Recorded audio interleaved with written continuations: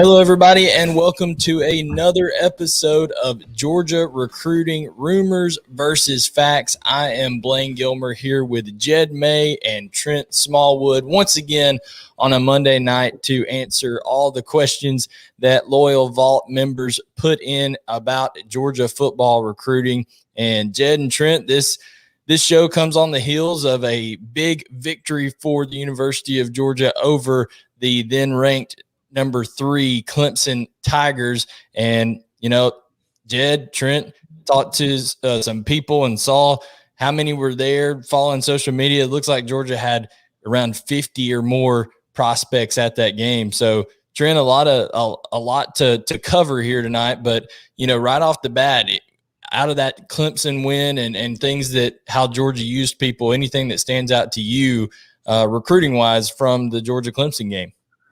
I think you got to look at the defensive line. You look at Jordan Davis, Devontae Wyatt, guys like that, what they've done, what they did in the game. You look at guys like Bear Alexander, Walter Nolan. That would be the first, phone call, text, whatever I would be making after a game like that, a display like that, holding Clemson to 2 rushing yards, 7 sacks. You would think any defensive line would want to join the party on that. So I think watch the D-line recruiting and see if there's a little momentum going from that. Jed, certainly, a guy that you've followed pretty closely, Kayan Lee, he was there with 2 of maybe the most interesting characters in this entire recruiting class with the class of 22, that is, with CJ Madden and Kristen Miller. What's the energy you saw from the Cedar Grove guys there at the game? Crazy stuff going on there, but with the tweets and all that, what'd you see out of the Cedar Grove trio there? And Kay and Lee, it's hard to do in a group that features Kristen Miller and CJ Madden. Kay and Lee, they almost look like the most excited out of the 3. The video, I'm not sure whose Instagram story it was on, but it's the 3 of them. They pan back to Kay and Lee behind him, just screaming at the top of his lungs. Yeah. So yeah, that trio, obviously three guys that are very much in play for UGA. 2 guys in the 22 class, and then Kay and Lee as in the 23 class. But they seem to be very much enjoying themselves. I'll say that. Oh, absolutely. And I will say I was in the stadium. I was at Charlotte.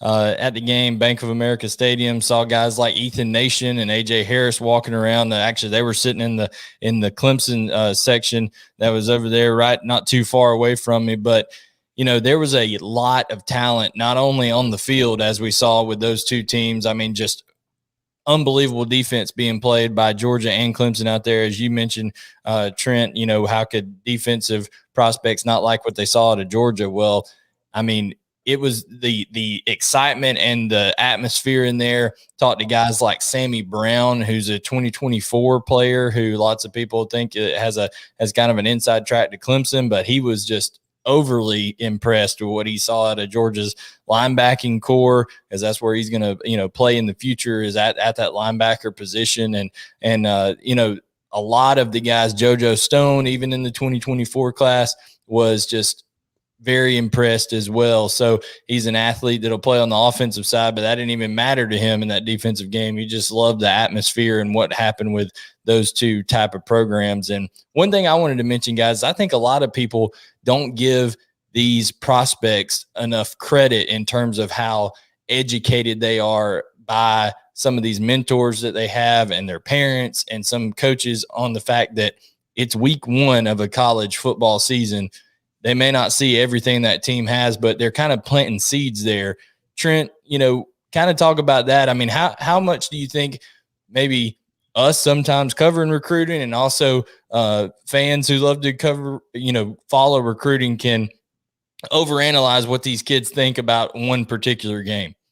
Yeah, one game is not going to make or break a decision for a recruit. Now, I think the momentum can kind of swing one way. A lot of people are talking about the Dogs right now. A lot of people are up about them, but I don't think this one game is going to alter decisions. But I do think the display that Georgia was able to put on the field it was important that they came out and played well, and and showed specific recruits, what they could join up and be. And I think like Bear Alexander, who was in the stadium for this game, and guys like that, it really hit home for those guys, especially when they're have a top two, they're down to two, and making a decision here in 3 or 4 months. I think this is a game that will be on the back of his mind for a while. But at the end of the day, he's going to make the best decision for himself. Now, like 2023, 2024 game, 24 kids, they won't. I mean, they might remember this game, this atmosphere in a couple of years, but it ain't going to make or break a decision. No, absolutely not. I don't think so on that.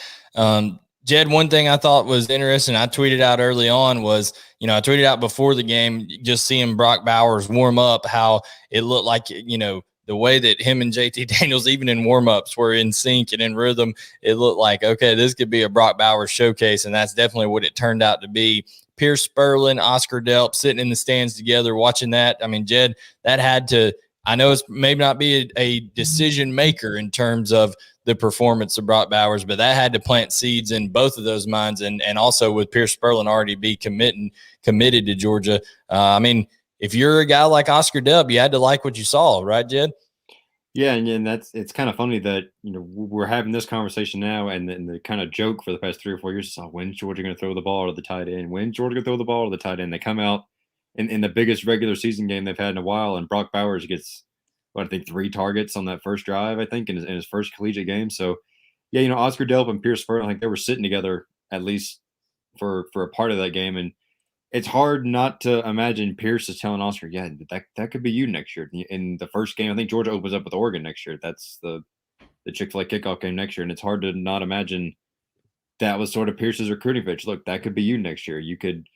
This could be you in the Georgia. And let's not forget, the targets John Fitzpatrick got, that Brock Bowers got. Darnell Washington's not even playing. How many targets could he have gotten last night if he'd been fully healthy? So the usage of the tight end is certainly on the upswing with the talent they've got in that room, and that's only good things for Georgia on the recruiting trail. No doubt. And Todd Hartley was very proud of the tight end performance, tweeting out hashtag tight end tough when he was celebrating the Georgia victory. So definitely a lot for them to have in their arsenal in terms of the Georgia coaching staff now that they're able to go out to high school games and things like that and visit people to talk about stuff. And before we get to our questions here, I did want to touch on some of those guys that came to the game in terms of like a Michael Daugherty. Jed, you covered him. You'll have something probably coming out on him on UGAsports.com soon. A very versatile athlete, a guy who is able to do a lot of things on the field. But, he told me, he said, hey, I kind of had a feeling that Georgia's defense was gonna rise to the occasion, and boy, did they. Just talk to people about Michael Daugherty and how special of a prospect he is after seeing him in their 42-6 victory over Alpharetta last week at Grayson. Yeah, I've never seen, and obviously I haven't been doing this very long, but he just, you watch him play and he screams future star. As he started the game, he lined up on the outside of boundary corner. He moved inside of the slot. He lined up at linebacker. He had a really impressive play where he sort of, and it's hard to tell if he lined up at linebacker or just came down, but he blew right through a tackle and got a sack. He plays all over the field for that defense. And he told me after the game, I asked him, do you have a position that you prefer? And he just said, I play football. If it's linebacker, if it's safety, if it's outside corner, whatever it is, that's where I want to play. And he excelled all over the place. He's one of those guys that, it kind of reminded me of Caleb Downs, honestly, a little bit, watching him just as a guy that plays safety, but is always around the ball. I think I had him at 8 or 9 tackles, unofficially. And he was all over the place from a variety of positions, and a guy that, I really expect Georgia to be in on hard going into that 2023 class. Trent, you've talked about it before. Grayson has not been a high school that has been very fruitful for Georgia in terms of targeting and recruiting and things like that. We talked about Griffin Scroggs and him being committed now to the University of Georgia out of Grayson High School, how that looms large, and, he could end up impacting some of his teammates there and being a positive, recruiting force for Georgia. But I want you to touch on it again. Georgia's already been in the upper echelon of recruiting, but if they're able to start reaching into Grayson, potentially to Buford, to some of these untapped areas in the state of Georgia that they've not been able to get to. I mean, that recruiting could even perennially go up at that number one slot almost all the time. I mean, is that how big of a difference those kind of guys could end up making? I mean, no doubt. I mean, you got like Owen Popo is at Auburn, Wanye Morris at Tennessee. Now he's at Oklahoma. I mean, you got kids that have gone all different places, and a lot of these kids, didn't necessarily grow up in Georgia. But if you can get if you like I said, if you can land one or two kids from there, like they already got Griffin, you land a Dartery kid. You can start seeing that take off. And I mean, yeah, it would make life a whole lot easier when you're missing on some of these key in-state guys. And I mean, Grayson's had their fair share of 4- and 5-star guys come out. So if you can start hitting on them prospects, and I mean, that would be a outstanding kind of school to get into. So you mentioned Buford too, and then Buford, Grayson, getting into Gwinnett County schools. Just overall, I think if Cedar Grove, Cedar Grove. Yeah, if Georgia can start landing these kids, it would make in-state recruiting a whole lot easier, and get them from going to Clemson. And I think that's one big reason to get the momentum kind of back on Georgia's side with some of these recruits, because a lot of these kids are going to Clemson, not necessarily from Grayson, but just Georgia kids in general. Well, Clemson, it definitely does have a inside track at Grayson through the Mickey Kahn connection there, former head coach at Grayson. Now, I believe he's an analyst there right now, currently defensive analyst. So Mickey Kahn, definitely a lot of roots there with the Clemson connection. But before we get to our questions and things like that, guys, I just wanted to say, in terms of Georgia, and the only reason this game may be a little bit different, I know we've said and we've made clear, single games are not going to make or break a commit's, process in terms, or a prospect's mind in terms of, okay, I'm going to this school or that school. But when you have something that is such an anomaly that we saw on Saturday night, and how dominant Georgia's defense was, and you mentioned it, Trent, 2 rushing yards given up. I mean, 7 sacks. The DBs, who were much maligned coming into this game for Georgia, were plastered to those receivers, those athletic receivers for Clemson. I mean, there was hardly any room at all. The biggest fault you can find with Georgia's defense is that they were maybe too aggressive. The pass interference. I mean, Keith Ringo tackling the guy in the end zone down there was, some of those egregious pass interference calls. But other than that, I mean, guys like a Caleb Downs, guys like a Michael Daugherty back there in the secondary, on top of what the players like Christian Miller and CJ Madden, who will end up being an edge guy, Michael Williams, there was probably a lot of eyes tuned into that game, and had to just plant that seed of, man, I've never probably seen a defense as dominant as that in a big game. So I think that one may be a little bit different. I don't think any of us expected that, Trent. I mean, when we've been talking about that for a couple of months now, in terms of how will the Clemson game impact, I think all of us, and be fair to say, were thinking this would be a game and where the winner would have to score 30-something points to win the game. And I think that's going back off. If you look at Clemson the past, 5, 6, 7 years, that one thing they're going to do is they're going to put up points. One thing they're going to do is they're going to have good quarterback play. And majority of the time, they're going to be able to run the ball. And it just didn't work out for them this past Saturday. And I think recruits watch these games. Recruits were watching the playoffs last year. Recruits watching the playoffs the year before. Recruits watching the playoffs when Clemson's won the national championship, been on the big stage, and they've seen them have success on offense. And just to see Georgia come out and totally dominate, I know that opened some eyes to some guys. I'll be honest with you, Jed. I think probably the thing that was bigger than even the performances, when you got Quavo, partying in the locker room with you after the game, that has a bigger impact. I mean, you've been around the guys, you've been around the kids. That kind of stuff has as big impact as anything, does it not? When they see Quavo and others over there, Thomas Davis, a former NFL player there, rocked up with his Georgia basketball jersey on the sideline. So I mean, that kind of stuff has a big influence on these guys. Yeah, for sure. I mean, it's it's a little bit like Trent said earlier. One game it's not what makes or breaks these kids. It's relationships, it's experiences, it's all that kind of stuff. So when you're a recruit and you're seeing guys you're seeing the whole team party with a rapper that I guarantee that all these kids listen to. It that makes an impression on you. It's one of those things, especially like Trent said earlier, those 23 and 24 kids that might remember this game a couple years down the line. They're going to remember that too. They're going to remember seeing the whole team partying with Quavo in the locker room, and and whatever videos of Kirby come out later of him trying to rap, and God forbid those videos come out. But that's the kind of stuff that makes impressions on kids, even more so than it's like. Let's take Kane Lee, for example, since we talked to him. I asked him last year, what do you remember from that Georgia Clemson game? I remember the atmosphere, and he'll remember seeing that stuff on Instagram too. So that's like you said, that's going to be a huge thing for a lot of these kids, I'm sure. No doubt. And one thing we like to do here, last thing before we get to our questions, we like to do a Fall in the Future piece, which I've got that done today. It should be out maybe either, if not today, tonight, sometime tomorrow, is being able to follow how these recruits are doing. Branson Robinson was in a game against the Lake Charles Prep, and he ended up having 20 carries for only 61 yards, but 3 touchdowns on the game. So he made the most out of those 20 carries, scoring 3 touchdowns. Michael Daugherty, when you covered, Jed, he had 9 tackles in that game, a couple tackles for a loss. So he was flying all over the field. But Sammy Brown, Sammy Brown is someone that Georgia is going to prioritize. I know everybody's saying, oh, well, he's probably going to be – I don't know why everybody's going to go ahead and say that he's a foregone Clemson guy, because Dan Lanning and Glenn Schumann and Kirby Smart will be all – plus Malachi Starks is making the connection with him. They will be all over Sammy Brown. Trent, Sammy Brown he returned the opening kickoff for a touchdown in Jefferson's win over Southside from South Carolina this past week.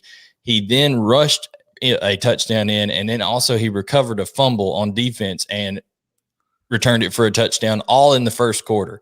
So Sammy Brown, we've talked about it before, but Trent, just the athleticism and the speed combination at that size, he's going to be a superstar for years to come. Oh, no doubt. And he's another guy that you would just love to see. I'm sure Georgia would love to see in that scheme that they're running. You just watched the linebacker play the other night. You just watching Nakobe Dean and all those guys flying around, and that's another guy that could come in. And I know that he could see himself flying around in that defense, similar to what they were doing. And I think just the way they were blitzing those guys, and I think that had to stand out to him. Just for reference, Sammy Brown right now is the same size and every bit as fast as Nakobe Dean is. I mean, right now as a sophomore in high school. I mean, he's same size as weight. Yeah, I mean, he's getting close. He's what, he's 230, 235? But he's got to be taller.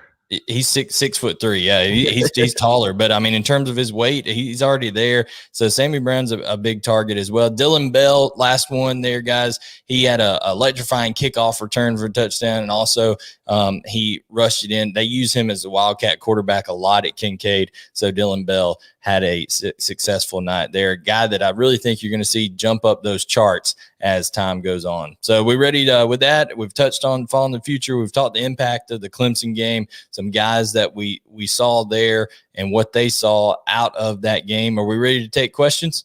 Let's roll. All right. So I'll let them roll across the bottom and I'll read them out to you guys. Mark Dog 1 says, how did the game affect Georgia's positioning with Andre Green, if at all? Well, it was a 10-3 ball game. That is not something probably that is going to excite receivers. I'll kind of slip this in there. Shaz Preston dropped his top 4 today: Texas, Alabama, Georgia, and LSU. And I talked to Shaz Preston's father, Sean Preston, and he said they were sitting in Mississippi State's stadium watching his brother who plays for Mississippi State, play Louisiana Tech, and they saw the score going on there, and they just kind of looked at each other and said, man, when it's a big game, Georgia's going to rely on that defense. Not in a bad way, but they're just saying Georgia's got that defense to rely on. So I don't know that this game did anything to move the needle with an Andre Green. I mean, Trent, what's your thoughts on that? No, I don't think you're going to see the full potential of this Georgia wide receiver core until you get some guys back and start opening it up a little bit. But I don't think this game in particular was something that wide receivers are just going to drool over, because I mean Georgia passed for 140 50 yards, and Clemson probably passed for 160. So I don't think this is a game that's going to turn heads for wide receiver recruits, but I think that could happen down the line as Georgia it gets more get some of their guys back, and the passing game starts to push forward a little bit. And Jed, Andre Green didn't have a lot to be excited about this weekend at all, because the three schools that he was kind of really seen to be the most excited about throughout his recruiting process, Georgia, Clemson, and Penn State. None of them. Penn State put up the most points of the week out of those three with 16 in an absolute rock fight against Wisconsin up there at Camp Randall, coming away with the victory, however. But, if anything, some of that maybe Andre Green, his excitement about Clemson diminishes a little bit with the absolute train wreck they had of an offense. I mean, what are your thoughts on that? Yeah, that's what I was just going to say. He wasn't just watching Georgia's passing game. He was watching Clemson's as well. I think one of our rivals analysts posted a quote to our message board basically saying basically all he said was he thought it'd be a higher scoring game on both sides. So it's like I said, I don't think this is a game that is definitely going to move the needle in a positive way. I don't think it'll move much in a negative way either, just because, it's a first game on Georgia's side. Obviously there's injuries on the Clemson side. How much of the passing game can be chalked up to, DJ Uiagalelei running for his life all night. So I don't think I don't think it hurts Georgia. I'll say that. And I don't necessarily know that it really helped Clemson. I think it's, if anything, it's probably a whatever you call it, net neutral from going into the night. Yeah, a program I would think that maybe some receivers got excited about too, and being honest, is Texas A&M. I know Haynes King had some inconsistencies and threw some picks, but that's an exciting offense in terms of Anais Smith and Isaiah Spiller, what they were able to do with those guys versatility wise. And then they've got Chapman running deep. They were letting it loose. I mean, Haynes King didn't connect on some of those deep balls, but Jimbo was taking shots over there as they beat Kent State 41-10. So that's another program that Andre Green Jr. is interested in. But this is all going to come down to these official visits and things like that for Andre. He will take one to Georgia. I feel almost sure about that he'll be in Athens for an official visit at this point. All right, question number 2 from Will Stockdale. UGA seems to be in the hunt for most on the wish list, but way more than we have spots for at wide receiver, DL, and DB. How many of each do we take, and how specifically do you see it shaking out? Trent, they're at 16 commits right now. That could, 16 give or take, depending on how this roster is kind of massaged and these scholarship opportunities are handled, because let's face it, not everybody that is committed ends up being a scholarship guy. That changes and is fluid.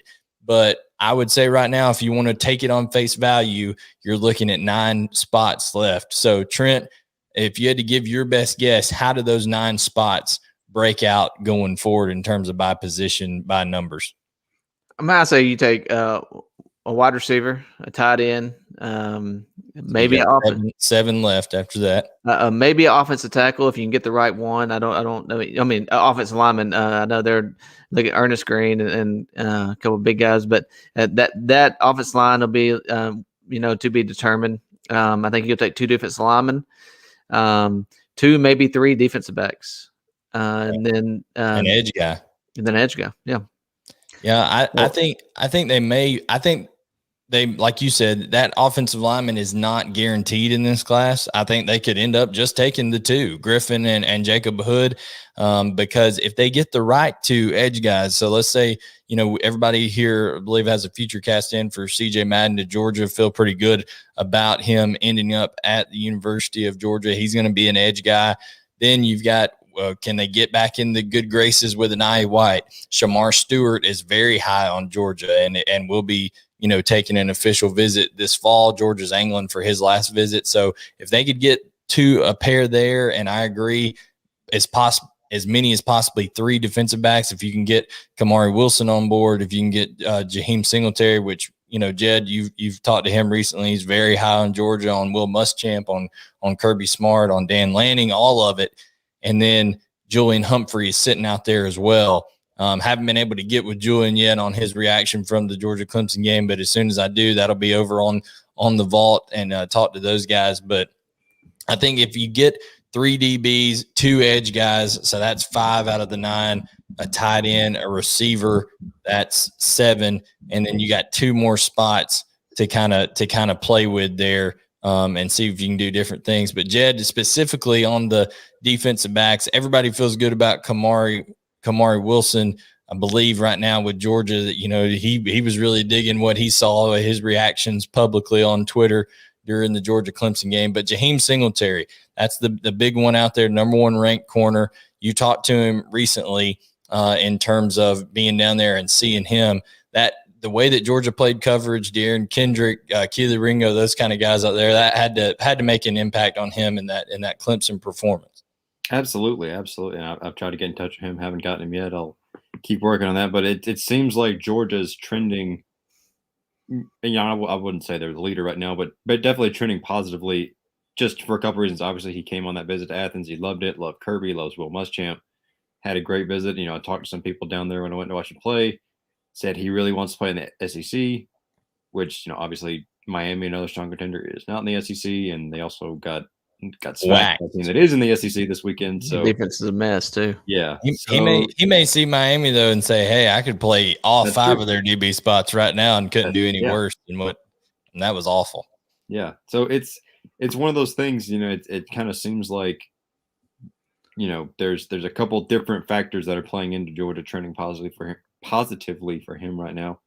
And it's like we talked about this before. They might take 2 defensive backs, or they'll make the room if it's Singletary, Humphrey, and Wilson all want to commit. They'll make the numbers work.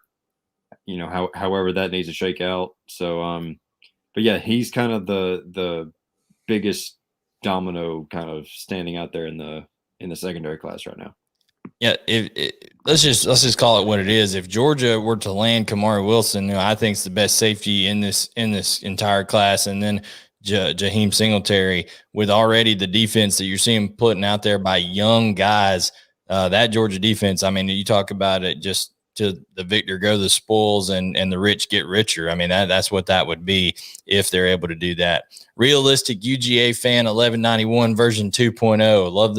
Love that name there on the vault. What should we expect on offense versus UAB? Pound the rock, or will we try to get aerial attack going?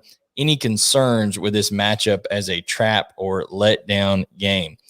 All I'm going to say is this: UAB is not someone to be taken lightly in terms of they're going to be very well coached. Bill Clark is a tremendous football coach.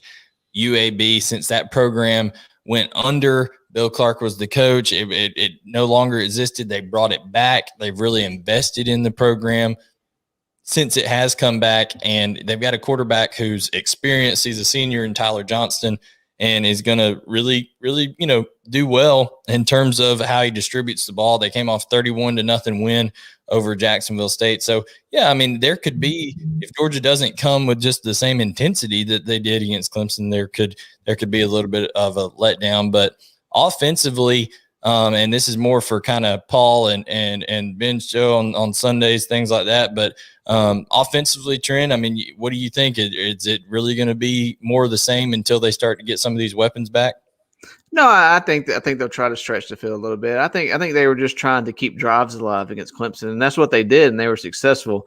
You look at time of possession and stuff like that against Clemson, and Clemson only had the ball, it seemed like, for I think they said 7 plays in the first quarter against Georgia, and that's exactly what Georgia wanted to do. I mean, they didn't put any points on the scoreboard, but they were able to keep the defense off the field, which showed in the second half. They were still flying around just like they were in the first half, and it was able to sustain some drives. And I think you'll see Georgia try to develop more of a vertical passing game. Try to get Burton, try to go downfield a little bit more, take some more risk. I don't think, and we had mentioned this before, Georgia did not want to make that mistake that Clemson made that ultimately won the game for Georgia. And I think you'll see a little bit more risk taken next Saturday.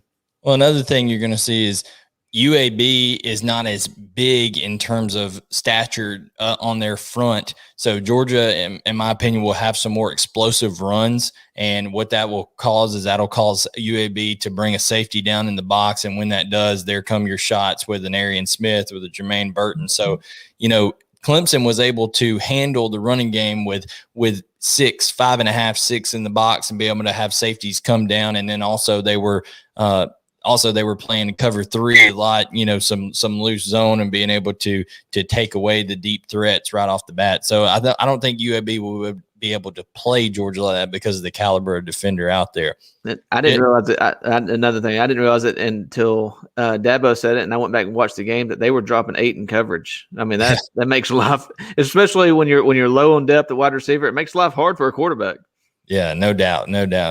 Jed, let you handle this one. ASU Dog has been hitting us with this for the last couple of weeks. I'm gonna go ahead and put it out there. I love to be transparent on this show. I do not know a lot about Horace Lockett from Westlake, but Jed, tell us everything you've kind of figured out here with our sister site, the Georgia Tech board over there on Rivals. I too do not know a lot about Horace Lockett from Westlake until about, let's see, what time is it? Till about 45 minutes ago. He's a big guy. I was honestly a little surprised at how big he was. He's listed at 6'6", 325 on his Rivals profile card. Committed to Georgia Tech late in July. I read an article from our Jackets Online site, and they said basically he were publicly committed on July 25th. He'd been silently committed for a while before that. And, at that time, he told our Georgia Tech writer he wasn't really thinking about any more visits. He was kind of locked into Georgia Tech, all that kind of stuff. Obviously, last weekend did not go well for Georgia Tech. So, I don't know. I mean, stranger things have happened. They've already flipped one from Tech, but in terms of Griffin Scroggs, but I'm not sure that Horace Lockett is a guy. I mean, you're talking about with Walter Nolan and even trying to get back in with Travis Shaw, Kristen Miller's out there, Shone Washington. There's a lot of guys that I think are higher in the pecking order. But ASU Dog, we definitely wanted to answer the question, and thank you for submitting it. What's up, Dog? He put hypothetical future cast: Nolan, Shaw, Burden, Evan Stewart, Alexander. He said, he also said, and I didn't have room to put it on here, but he said, are your thoughts of signing us one? What are your thoughts of Georgia signing one or more of them? And he asked about the defensive performance from Clemson impact. And, in terms of if we were going to put hypothetical future cast in, I would put a hypothetical future cast in for Walter Nolan at this point anywhere in the top 3, which is A&M or Tennessee, but Georgia. I just don't see him at Georgia right now. Now, did that change with the Clemson thing? Maybe so, but you got guys that they're in there with like a Kristen Miller. Bear Alexander, I think, is much more close to that line of falling back into the fold with Georgia than a Walter Nolan. Travis Shaw, I mean, You've heard any rumblings on there of reaching out to Travis lately? Oh yeah, I mean, I'm pretty sure that Travis Shaw was reached out to after the game, and I would at this point right now I would be surprised if Georgia doesn't land one of those big defensive tackles, and maybe a Christian Miller to go with him. But I mean, as far as which one, I think Bear Alexander would be the most likely at this point right now. Travis Shaw just recently committed to North Carolina. North Carolina was a mess the other day. We'll see how that season goes, but I think Bear Alexander would be the obvious choice at this point. But I mean, I'm not gonna eliminate Nolan or Shaw. I think Georgia's going to keep pushing there, and I think they're in the top 3 for Nolan. They were in the top 3 for Shaw before that went to, and it would be Clemson and Georgia, the other 2 teams for Shaw. So I do think Georgia's going to land one of them, but we'll have to wait and see as the season progresses to see which guys get on campus and what happens with Shaw. But I would.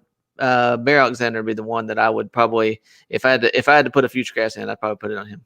Yeah, and as far as Evan Stewart, that's just not going to happen, and you can leave that one alone. Luther Burden, Georgia's definitely in it. Missouri, they didn't look great against the Central Michigan.